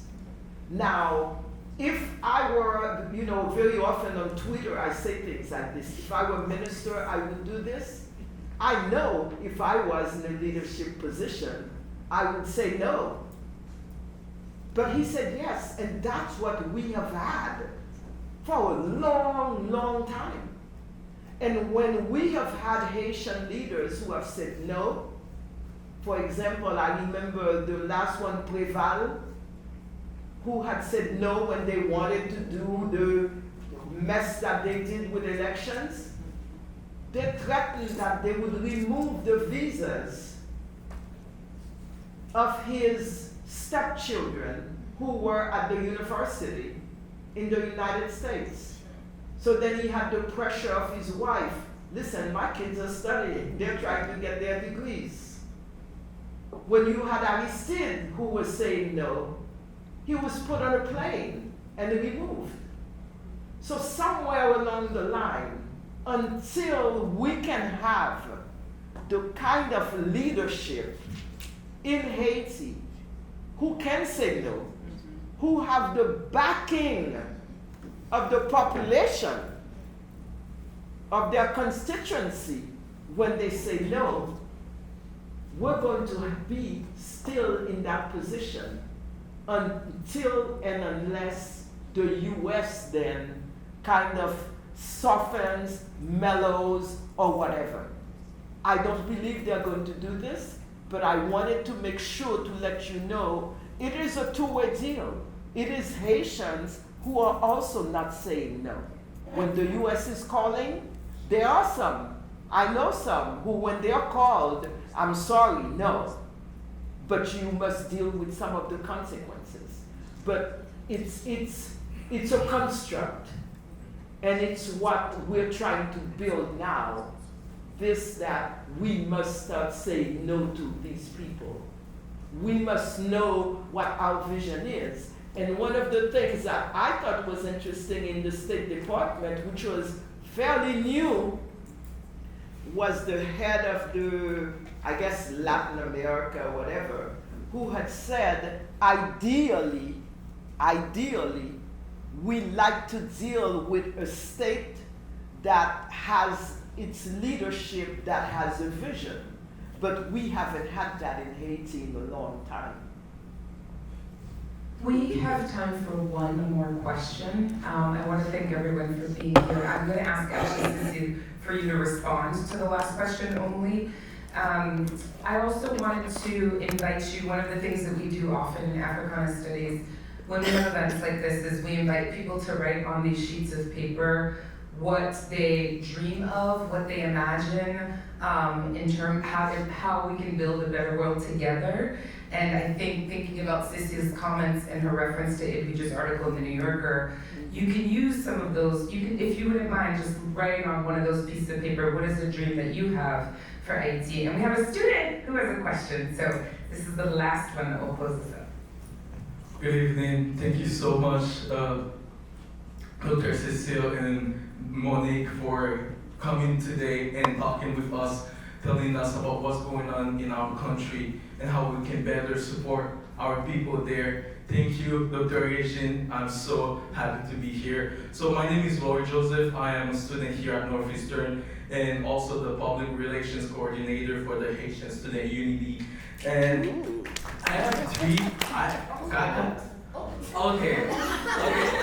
I don't hear a lot, but I'm just gonna ask them, and you guys can take them apart. So the first one is, so you've mentioned, so talking about the Haitian Presidential Council.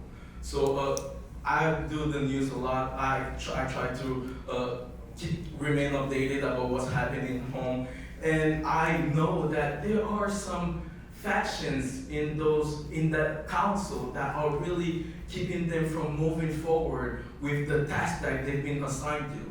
So I was wondering, what do you believe are the criterion for success for the presidential council? If you were a member of this council and really, because from your ideas you really focus about moving forward, really helping our people.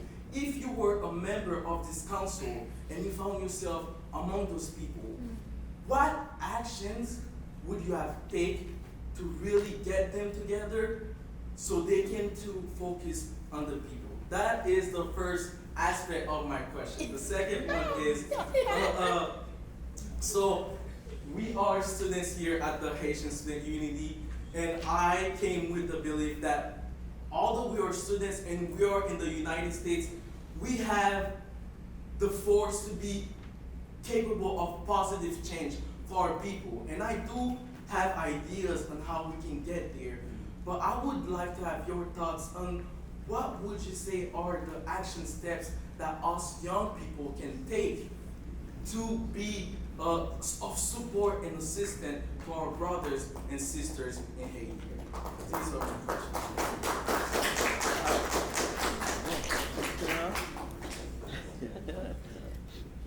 Well, have the council make I don't think this is working. No? Make sure. I'm I'm a professor. Yeah, try this one. I can project. It doesn't matter. I mean, I think have more women. First of all, for me, fundamentally, the fact that the council, a 9-member, 2 cannot. Cécile, one second, because we're recording, so. Okay. We need you. I mean, I think for me, the very fact that the council is founded that way, that there's 9 members, 2 non-voting members, and the token woman cannot vote, is a huge problem. So already, like even that started wrong. Like, so that's number 1 for me. And as someone who works on gender equity, I am appalled by that. So that means 52%, the majority of your population is not being represented. Second, the youth. I mean, I don't know their ages, but they all look to be older than me. So what is that saying? That the youth voices the future of the country doesn't matter. So for me, without, I'm not a political scientist, without getting into the politics of what needs to happen, those are fundamental things. And also, we need to talk about justice and security. Until you have, and when I say security, I mean both security in terms of people being able to go out, food, how can people be thinking and how can people be having conversation when their basic needs are not being met?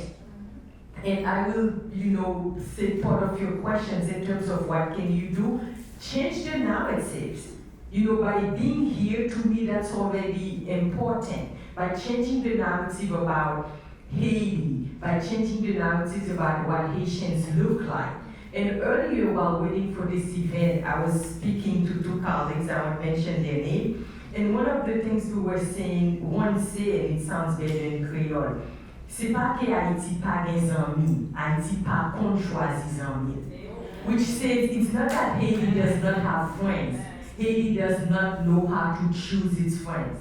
And I thought that was very powerful. 2 colleagues who are in this room were saying that. Because I think part of it is back to what Monique has been saying. People have to be ready to, there's no longer love of country for the people who are at the table. I'm not saying people in Haiti do not love Haiti, but many of the decision makers is that failure, that choosing the wrong friend, being part of the wrong crowd. And therefore, these decisions, we are not aligning ourselves with the right friends. That's also part of it. The US is not our friends. And they need to get their boots off of our neck. I'll stop here. Thank you. Dr. Joshua, I can? Yes. Thank you. 30 seconds. Yeah, just a couple of things. I think there are some youth groups, and I'll give you my card and I'll give you one youth group, and I think it might be interesting to get together. There's the Observatoire de la Jeunesse Haitienne, which is a youth group that is involved in trying to get more youth in public spaces, decision-making spaces. And they do some advocacy, and I think it's an interesting group that you could probably contact and work with. Another thing, as a doctor said, the presidential council, in terms of their age, etc., it's the past. These are politicians of the past. And what we must now look at is there will be elections in Haiti we hope, in less than 2 years, if everything can be under control in terms of security, the violence, etc. And to me, if I were you, I'm not, I'm a senior citizen, but if I were youth, I think, and women also, we've been working on trying to get more women, training more women, etc. That's what I would concentrate on. Get organized in various communities, get your thing in order so that you can present a youth agenda, you can present a vision, and you can prepare candidates. I know, for example, the organization that Emmanuela Douillon is in, Nous Pas Dormi, which is Millennial Women Center, they're already thinking about the candidates that they could bring to the table, and I think that is something. Now, 2 weeks ago, I started writing an op-ed about my disgust about what you just said, the fact that there is no woman in the presidential council. But maybe I'll go back to it. But it is not, I'm not surprised. And even if there was a woman, there is one, but it's not because she's voting or non-voting, but there is one woman. But they were even fighting when it was suggested that she give the speech. They were even fighting over that. Why should she? And you know, finally, well, yes, she gave the speech. But bottom line, it is a systematic problem of patriarchy, and we have to get, you know, beyond that, and we have to deal with that. And so it's not just having women to have a woman, but it's having that real power. And I think in those next elections, this is where I would invest my money, I would invest my time, my energy. It's in getting, it's a new political class that has to come in. Clean, youth, and women.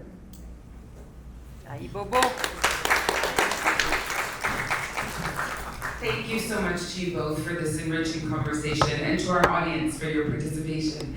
I am going to invite my friend Patrick Sylvain, Dr. Patrick Sylvain, who's a poet, professor, academic, advocate, scholar, photographer, multi-hyphenate. I also want to just point out my colleague Caroline Tofui, who left. She actually is the founder of an organization called Je Nouveau, and they do youth development work. And I think, especially since she's based at Northeastern, for the students, it would be interesting to see how we could work with them as well. They do youth development and focused on women and girls also. Please, Patrick. And then after Patrick ends, we'll have the students give closing remarks. Thank you. Haitian Student Unity.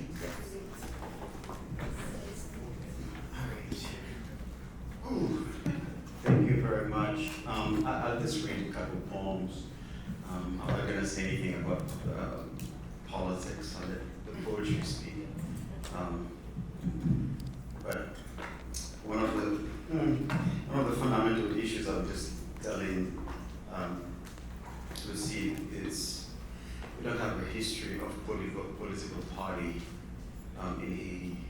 So political party is important to get acclimated to politics formed. You need to have a party system. I'll read a couple of poems. One is called Blood. I was born on an island christened by genocide. Blood is absolute here, not water. Blood is the rumor of an invasion, a coup, a servant's illegitimate baby, the color of one's skin, or the national ID card denied to thousands of Dominicans with Haitian ancestry. Blood is the currency here. Blood is the stain removed from white pages trying to bleach history, the way corals are bleached by the sun like bones. Oh, forgive this impolite language. We are in the company of flaming tongues that have mongrelized existence on the amount of Creole blood. Blood is an absent ruin on the shores where Columbus and his men sliced arms and necks for the desires of a sword-thrusting kingdom that placed history upon a cross, crossing waters with the drip, drip, drip, drop blood of natives collecting nuggets, lives granulated for sugar, the white gold that brought empires onto dying coals and transformed landscapes for more plantations, cacao, indigo, coffee, and palms stripped from dying mountains where the sun scorches skins without forgiving nor favoring age. Bloody hell, Gaia is choking on her own plasma. Snuffers of light. And this poem was written after Jovenel was assassinated. Snuffers of light.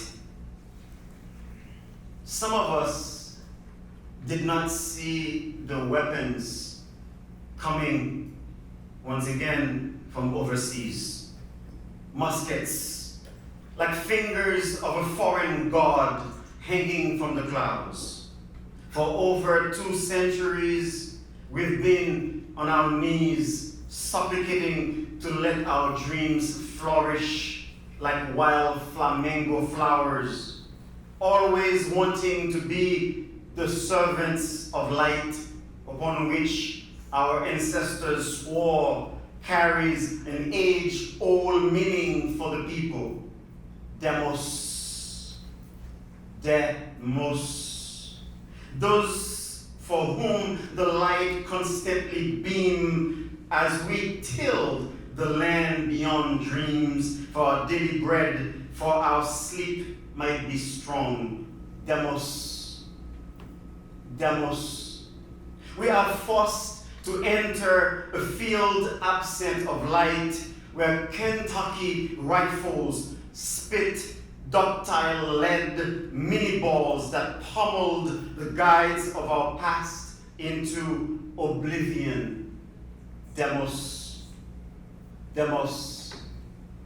Once again, like wild dogs, we are ambushed, our blood soaked, the land of our hounded bodies become one with the scorched earth. Demos, Demos, give us our daily bread.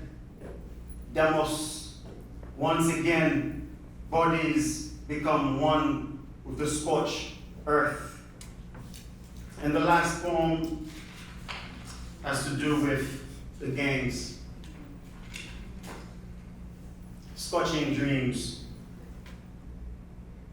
You were once an Atlantic beacon that lit dreams for enchained bodies, singing your name with hopeful notes.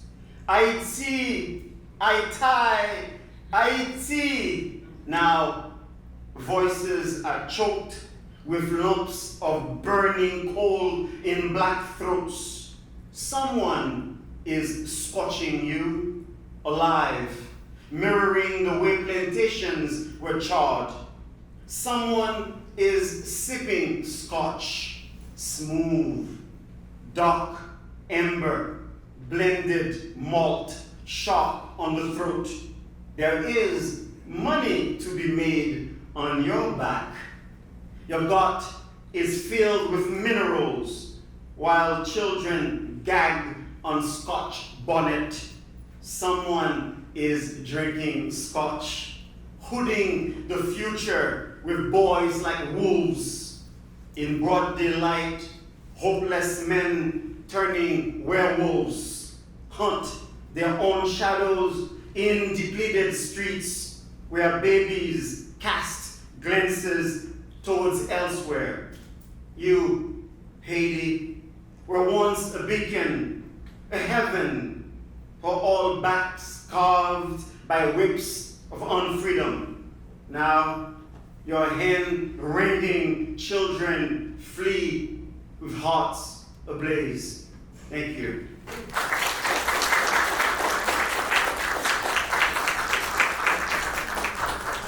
one final announcement before I invite the representatives from Haitian Student Unity up.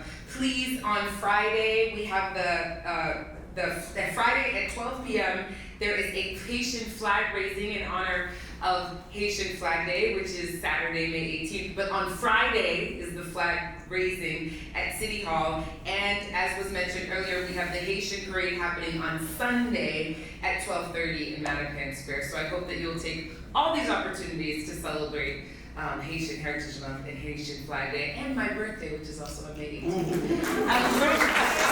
During this time. Thank you.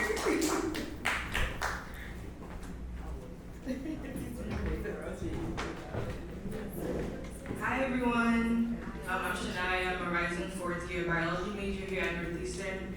I'm also president of the Haitian Student Unity here.